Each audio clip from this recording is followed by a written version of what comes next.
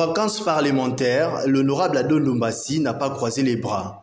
L'élie de Funa travaille en coulisses pour apporter à l'Assemblée nationale une proposition de loi portant sur l'administration de soins d'urgence et préhospitaliers dès la session de septembre prochain. Face à la presse, ce mercredi 31 août, l'homme a révélé le bien fondé de cette loi.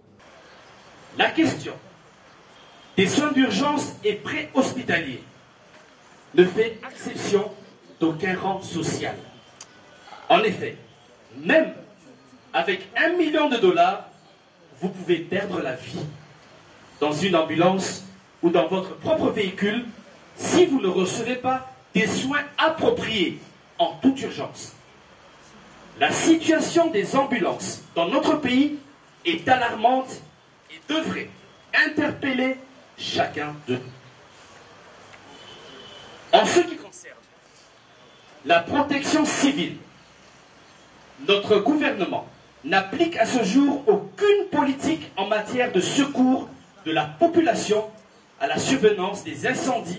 La restructuration du système sanitaire en RDC, la prise en charge rapide des malades, la dotation d'un service d'urgence d'une équipe solide et bien équipée.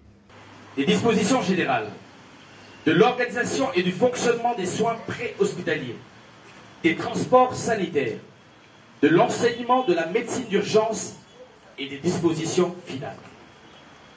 Voici ce qu'il faut retenir de cette proposition de loi.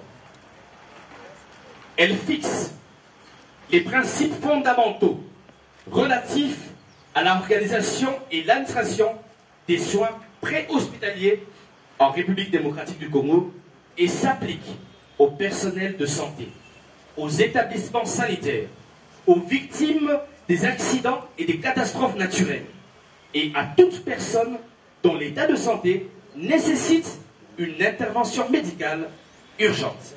Toutefois, l'organe délibérant devra approuver et adopter cette loi pour que celle-ci soit bénéfique au peuple congolais.